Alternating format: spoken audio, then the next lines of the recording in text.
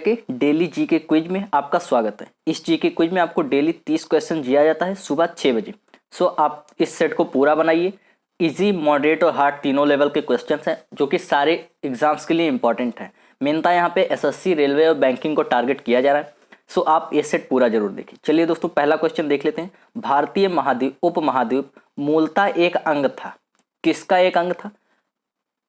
भारतीय उपमहाद्वीप। दोस्तों आपको बता दें, इसका आंसर हो जाएगा बी, गोंडवाना लैंड का। अब ये गोंडवाना लैंड क्या है दोस्तों, इसके लिए आपको एक फैक्ट बताना चाहूंगा। सारे क्वेश्चन से जितने फैक्ट मुझे आते होंगे वो मैं आपको जरूर बताऊंगा।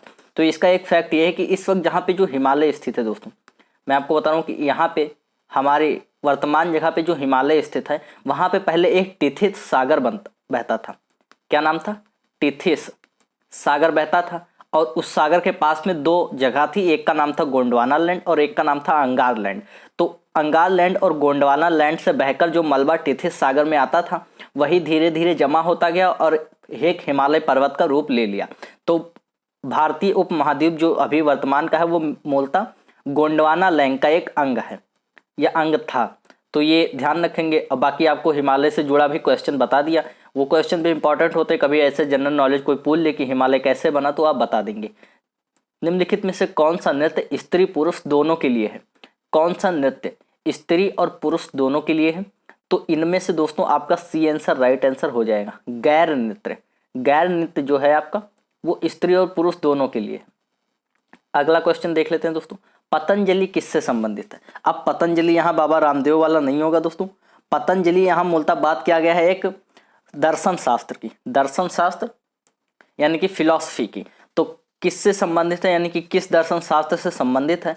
तो इसका आंसर हो जाएगा आपका योग दर्शन से। इसीलिए पतंजलि बाबा योग ज्यादा सिखाते हैं और उन्होंने अपने कंपनी का नाम रखा है पतंजलि। योग दर्शन से संबंधित है, याद रखेंगे। लोसांग एक उत्सव है जो मनाया जाता है। दोस्तों ये क्वेश्चंस आपको थोड़े साइड में दिख रहे होंगे पर उसके लिए माफी चाहूंगा क्योंकि अभी पीडीएफ ज्यादा अच्छे से नहीं बना पाता हूँ। पर आप क्वेश्चन पे ध्यान दीजिए, ना कि इस बात पे। क्वेश्चंस आपको अच्छे अच्छे दिए जाएंगे। लोसांग एक उत्सव, ये सारे क्वेश्चन किसी न किसी एग्जाम में जरूर पूछे गए हैं, इसलिए सारे के सारे इंपॉर्टेंट हैं। अगर आपको नहीं आता है तो वो आप एक कॉपी में नोट कर लीजिए क्योंकि इंपॉर्टेंट हो सकता है। लोसांग एक उत्सव है। लोसांग मूलतः मनाया जाता है आपका सिक्किम में। सिक्किम में मनाया जाता है आपका लोसांग उत्सव, याद रखेंगे। चलिए दोस्तों, नौकरशाही की नियुक्ति की प्रकृति कैसी रहती है? चलिए देखते हैं कि इसका आंसर किसका किसका सही होता है। कॉमन सा क्वेश्चन है पर थोड़ा आप ध्यान नहीं देंगे तो भटक जाएंगे। थोड़ा सा क्वेश्चन ऐसे रहते हैं दोस्तों, एग्जाम में कई बार क्वेश्चन आते हैं, रहते तो इजी हैं बट हम लोग थोड़ा घबराए हुए रहते हैं तो वो गलत कराते हैं। अब यहाँ पे आप क्या लगा रहे हैं, चलिए देखते हैं किसका सही है। इसका आंसर हो जाएगा आपका अस्थायी यानी कि डी। अब जो उन्होंने डी लगाया उनका तो सही है। और ये किस प्रकार अस्थायी है? तो ये इसमें रहता है कि आप 60 साल बाद रिटायर हो जाओगे, यानी कि जिंदगी भर मौत के टाइम तक आप स्थायी तो रहोगे नहीं, दैनिक भोगी भी नहीं रहोगे और तदर्थ भी नहीं रहोगे। दैनिक भोगी तो रहते नहीं है नौकरशाही, जो सरकारी नौकरी में रहते हैं, जिसकी आप लोग तैयारी कर रहे हैं। गिरनार पहाड़ियाँ कहाँ स्थित है? क्वेश्चन छठे का आंसर क्या हो जाएगा? गिरनार की पहाड़ियाँ दोस्तों ये स्थित है आपके गुजरात में। ऑप्शन ए यहाँ पे राइट आंसर हो जाएगा। चलिए दोस्तों, अगला क्वेश्चन क्या बनना है कि माइकल एंजेलो नामक वायरस विश्व में चिंता का कारण कब बना था? जिस प्रकार अभी कोरोना का संकट चल रहा है उसी प्रकार माइकल एंजेलो एक वायरस आया था। अगर आप ज़्यादा जानना है तो आप क्रोम पे ये सर्च कीजिए। सबसे अच्छा तरीका है कि आप इसको क्रोम पे सर्च करेंगे, इसके बारे में जान जाएंगे। ये क्वेश्चन भी आपको हमेशा के लिए याद रहेगा, इसलिए एक बार क्रोम पे सर्च करके इसके बारे में जरूर पढ़िए। ये आया था 1993 में। अगर आप अच्छे से पढ़ाई करना चाहते हैं तो ये बेस्ट तरीका हो सकता है कि आप उसके बारे में ज़्यादा से ज़्यादा रिसर्च कर लें। तोताए हिंद के उपनाम से जाने जाते हैं। अब चूंकि वायरस चल रहा है तो हो सकता है एक दो प्रश्न वायरस से आपसे पूछ ले किसी भी एग्जाम में। नहीं पढ़ के जाएंगे हो जाएगा नुकसान और एक एक नंबर से मेरिट बनती है, बात भी ध्यान रखिएगा। तोता ए हिंद, तोता ए हिंद आपको किसे कहा जाता है? किस भारतीय कवि को कहा जाता है? ये कहा जाता है अमीर खुसरो को। इन्होंने अमीर खुसरो को कहा जाता है तोता ए हिंद। ध्यान रखेंगे, कई सारी रचनाएं इन्होंने लिखी थी। संगीत के दुनिया में सितार के जादूगर नाम से किसे जाना जाता है? ये एसएससी का पूछा हुआ प्रश्न है। सितार के जादूगर के नाम से किसे जाना जाता है? तो सितार का जादूगर आपको कहते हैं रहीम सेन को। ऑप्शन ए यहाँ पे राइट आंसर हो जाएगा, रहीम सेन। अगला क्वेश्चन देख लेते हैं कि आंसुओं में कौन सा पदार्थ घुला रहता है? जब कोई लड़कियां रोती हैं ना, ये छोटे बच्चे रोते हैं, तो उनमें आंसुओं में कौन सा पदार्थ घुला हुआ रहता है? दोस्तों इसका उत्तर सभी को पता होगा, सामान्य नमक। हल्का क्षारीय प्रकृति का होता है। अगर नहीं पता तो एक बार चक्के देख लीजिएगा, पता चल जाएगा। चलिए चलिए, तो मजाक की बात है, आगे पढ़ लेते हैं। बेदरा के युद्ध में अंग्रेजों ने किसकी शक्ति को कुचल डाला था? बेदरा का युद्ध, तो ये कब हुआ था आपका बेदरा का युद्ध? ये हुआ था आपका 1759 में। किसके किसके बीच हुआ था? तो एक तो ब्रिटिश इंडिया कंपनी के बीच और दूसरा थे आपके डच। तो डच को अंग्रेजों ने अपनी शक्ति से कुचल दिया था, यानी कि बी आपका राइट आंसर हो जाएगा। ये भी याद रखेंगे कि बेदरा का युद्ध हुआ कब था, हो सकता है इससे प्रश्न पूछ ले, तो 1759 में हुआ था, ये बात याद रखेंगे, 24 नवंबर को।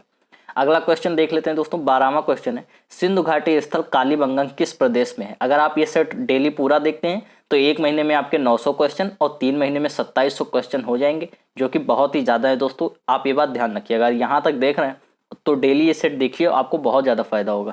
इस सिंधु घाटी स्थल कालीबंगन, कालीबंगन किस लिए प्रसिद्ध है दोस्तों? कई बार सेट में आपको बता चुका हूँ, कालीबंगन आपका प्रसिद्ध है मिट्टी के बर्तनों के लिए। ये बात याद रखेंगे, मिट्टी के बर्तनों के लिए कालीबंगन प्रसिद्ध है। और ये किस राज्य में है? तो ये अभी राजस्थान राज्य में है, याद रखेंगे। अगला क्वेश्चन देख लेते हैं, हड़प्पा सभ्यता से कई बार क्वेश्चन बहुत ज्यादा पूछे जाते हैं, एक न एक प्रश्न हड़प्पा सभ्यता सिंधु सभ्यता से आपके पूछे ही जाते हैं। उस पर एक डिटेल एमसीक्यूज बना हुआ है लूसेंट का, एक बार चैनल जरूर विजिट कीजिए। निम्नलिखित में से कौन सा हड़प्पा कालीन स्थल गुजरात में था? कौन सा हड़प्पा कालीन स्थल गुजरात में था? ये था आपका 13वें का डी, लोथल। लोथल क्या था? पत्तन नगर था, बंदरगाह था एक, ये भी याद रखिए। अगला क्वेश्चन देख लेते हैं दोस्तों, आदि काव्य की संज्ञा किसे दी जाती है? 14वां क्या बनना है क्वेश्चन, आदि काव्य की संज्ञा किसे दी जाती है? तो आदि काव्य यानी कि सबसे पुराना काव्य कौन सा है? तो इसमें से सबसे पुराना जो है वो रामायण ही है आपका, सबसे पहले रामायण ही लिखा गया। महाभारत और गीता ये दोनों सिमिलर हैं, यानी कि महाभारत और गीता एक ही टाइम पे लिखे गए, और भागवत पुराण महाभारत के वो रामायण के बाद ही लिखा गया, इसलिए रामायण आपका हो जाएगा। किसने लिखा था रामायण? तो वाल्मीकि ने लिखा था। पाचन प्रक्रम में किससे सहायता मिलती है? 15वें का आंसर क्या हो जाएगा दोस्तों? पाचन प्रक्रम में। अब सभी को दोस्त पता होगा, इस प्रश्न का आंसर कुछ खास नहीं था, ये प्रश्न इजी वाला लेवल का था, एसएससी एमटीएस में पूछा गया है ये क्वेश्चन। तो पाचन प्रक्रम एंजाइम्स की वजह से पाचन प्रक्रम यानी कि डाइजेस्टिंग एंजाइम्स निकलते हैं। आंखों के रोगों की निकट दृष्टि को क्या कहते हैं? ये एसएससी जीडी का पूछा हुआ प्रश्न है 2012 का। आंखों के रोगों में निकट दृष्टि को क्या कहते हैं? तो इसे मायोपिया कहा जाता है, ऑप्शन सी। इसका आंसर भी पता रहा होगा आप लोगों को, अगर आप सीरियस स्टडी कर रहे हैं तो आपको पता रहा होगा इसका प्रश्न। अगला क्वेश्चन देख लेते हैं दोस्तों, 17वां क्वेश्चन यहाँ पे क्या बनना है कि मधुमक्खी पालन को क्या कहते हैं? इसका उत्तर भी आप सभी को पता होगा, इसका उत्तर हो जाएगा एपीकल्चर। ये कीट पालन वालन से इस सबसे क्वेश्चन भी कभी कभी पूछ लिए जाते हैं, मेनली एसएससी जीडी और पुलिस के एग्जाम में पूछ लिए जाते हैं बायो में, तो ये भी आप याद रखेंगे, याद कर लेंगे। सारे क्वेश्चन इंपॉर्टेंट है, कोई भी अपने मन से नहीं दे रहा हूँ। सेरीकल्चर का मतलब है रेशम कीट पालन, ये भी याद रखेंगे, रेशम कीट पालन के लिए। और एग्रीकल्चर है आपका खेती होती के लिए। अगला क्वेश्चन देख लेते हैं, 18वां क्वेश्चन क्या बनना है? ईसीजी किसकी गतिविधि को दर्शाता है? ईसीजी, ईसीजी जांच होती है एक दोस्तों, आपने कराया होगा कभी, तो ये हृदय की गतिविधि को दर्शाता है, ऑप्शन बी यहाँ पे राइट आंसर हो जाएगा। अगला क्वेश्चन इस सभी को पता होगा दोस्तों, मानव के शरीर का सामान्य ताप, इसमें ज़्यादा कुछ बताने की जरूरत नहीं है, बस ये क्वेश्चन एक बार एमटीएस में पूछा गया था 2013 की, तो मैंने यहाँ पे पिक कर लिया कि कुछ इजी क्वेश्चन भी हो जाए, वरना आप लोग कहेंगे कि अब आप ये मत कहिएगा कि इजी क्वेश्चन क्यों दे रहे हैं, सब हार्ड ही दीजिए। सब हार्ड ही एक दिन में नहीं पढ़ पाएंगे दोस्तों, भूल जाएंगे तो कोई फायदा नहीं है। अगर आप कम से कम 30 क्वेश्चन पढ़ रहे हैं तो उसमें से 15 तो आपको याद रहने ही चाहिए हमेशा के लिए, तभी ये सेट आपके लिए फायदेमंद होगा। टूटी हड्डियों को जोड़ने के लिए निम्नलिखित में से किसका प्रयोग किया जाता है? सभी को पता होगा दोस्तों, टूटी हड्डियों, जब हमारी हड्डियां टूट जाती है तो हम प्लास्टर कराने जाते हैं, तो प्लास्टर ऑफ पेरिस का यूज किया जाता है। कुछ क्वेश्चन जब हमको एग्जाम में मिलते हैं तो हम अगर उत्तर नहीं आता है तो अपने मतलब कॉमन सेंस के हिसाब से भी आंसर दे सकते हैं, तो वही आपको पहचानना है कि शुष्क सेल का एनोड किससे बना होता है? 21 का क्या आंसर हो जाएगा? शुष्क सेल का एनोड, एनोड और कैथोड दो तरह के होते हैं, प्लस और माइनस, एनोड और कैथोड, तो वही दोस्तों शुष्क सेल का एनोड किससे बना होता है? 21वें का आपका आंसर हो जाएगा जस्ता से, जस्ता से बना हुआ होता है आपका शुष्क सेल का एनोड। ये क्वेश्चन एक बार रेलवे में पूछा गया है, सो याद रखेंगे। बड़ा इमामबाड़ा कहाँ स्थित है? सभी को पता होगा दोस्तों, यूपी की राजधानी लखनऊ में स्थित है। लखनऊ में बहुत ही अच्छी जगह है, मैंने देखा है, मतलब अच्छी जगह है बड़ा इमामबाड़ा। चलिए, मोती मस्जिद निम्न में से किस नगर में स्थित है? ये सारे क्वेश्चन मैं इसलिए यहाँ ले आया हूँ, आपको इजी लग रहा होगा क्योंकि ये सारे क्वेश्चन पूछे गए हैं। सो अब पूछे गए हैं तो मैं यहाँ पे ले आया हूँ कि कुछ इजी क्वेश्चन भी करवा दिए जाएँ। आपका आगरा में स्थित है मोती मस्जिद। सो ध्यान रखेंगे दोस्तों, इजी देख के छोड़ के भागना नहीं है, लास्ट में अच्छे क्वेश्चन भी मिलेंगे बड़े लेवल के। निम्नलिखित में से कौन सा एक फतेहपुर सीकरी में स्थित नहीं है? अब मैं यूपीएससी की तैयारी तो कभी किया नहीं हूँ कि आपको यूपीएससी का क्वेश्चन बता पाऊँ, तो मैं जितने कठिन हो सकते हैं, जितने पूछे गए हुए क्वेश्चन हैं वो सभी लेके आता हूँ आपके सामने। तो पूरा देखिए, आपको निश्चित ही फायदा होगा। अगर आप 15 क्वेश्चन भी नए सीखते हैं प्रतिदिन के सेट में, अगर आप 10 क्वेश्चन भी प्रतिदिन के सेट में नए सीखते हैं तो ये आपके लिए बहुत ज़्यादा है दोस्तों। 10 क्वेश्चन भी आपके लिए बहुत अच्छे हैं। चलिए, निम्नलिखित में से कौन एक फतेहपुर सीकरी में स्थित नहीं है?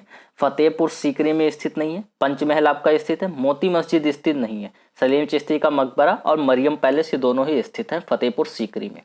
अगला क्वेश्चन देख लेते हैं दोस्तों। मुगल काल में किया गया महाभारत का फारसी अनुवाद, सभी को पता होगा दोस्तों ये प्रश्न। महाभारत का फारसी अनुवाद किया गया था रज्मनामा के नाम से, रज्मनामा के नाम से किया गया था। अगला क्वेश्चन देख लेते हैं। ताजमहल के अंदर उद्यान को किस रूप में जाना जाता है? यहाँ पे होना चाहिए को किस रूप में जाना जाता है। ताजमहल के अंदर उद्यान को किस रूप में जाना जाता है? तो ये मुगल गार्डन के नाम से जाना जाता है। ऑप्शन ए यहाँ पे राइट आंसर हो जाएगा। अगला क्वेश्चन देख लेते हैं दोस्तों। शरीर में कैल्शियम की पूर्ति के लिए किसका सेवन करना चाहिए? यानी कि अगर कैल्शियम की कमी हो जाती है तो आप एक तो टेबलेट खा के ऊपर से पूर्ति कर सकते हैं, पर कौन सा ऐसा चीज़ है जो खाने से, किसके सेवन से कैल्शियम की पूर्ति हो जाती है? तो ये हो जाएगा आपके दूध के सेवन से। ऑप्शन ए यहाँ पे राइट आंसर हो जाएगा, दूध के सेवन से। चलिए दोस्तों, अगला क्वेश्चन है कि कंप्यूटर में प्रयुक्त होने वाला शब्द प्रोलॉग क्या है? कंप्यूटर में, ये कंप्यूटर के 1-2 क्वेश्चन, अब ये मत कीजिएगा कि कंप्यूटर किस में पूछता है। कंप्यूटर हो सकता है आपका एसएससी में पूछ लिया जाए, क्योंकि ये 2015 का क्वेश्चन है, एसएससी सीजीएल में पूछा गया था, तो कोई भरोसा नहीं है भैया एसएससी का। कंप्यूटर में प्रयुक्त होने वाला शब्द प्रोलॉग क्या है? 28वें का आंसर हो जाएगा आपका बी, भाषा। प्रोलॉग क्या है? एक भाषा है। चलिए दोस्तों, अगला क्वेश्चन देख लेते हैं। किस देश के घास के मैदानों को पंपास कहा जाता है? तो पंपास मुख्यतः कहाँ पाया जाता है दोस्तों? ये पाया जाता है आपका दक्षिण अफ्रीका में। ऑप्शन ए यहाँ राइट आंसर हो जाएगा। अगला क्वेश्चन और लास्ट क्वेश्चन आज का। भारत में सबसे ऊंचा जलप्रपात महात्मा गांधी किस राज्य में बहता है? जलप्रपात का क्या नाम है? महात्मा गांधी। महात्मा गांधी जलप्रपात, सबसे ऊंचा जलप्रपात किस राज्य में आपका बहता है? ये हो जाएगा सी, कर्नाटका में। ऑप्शन सी यहाँ पे राइट आंसर हो जाएगा। तो आज के उस सेट में हमने कुल 30 क्वेश्चन कवर किया। आज का ये सेट आपको कैसा लगा कमेंट करके जरूर बताइएगा। मिलते हैं कल के सेट में, डेली ये सेट देखा कीजिए। चलिए, जय हिंद, जय भारत।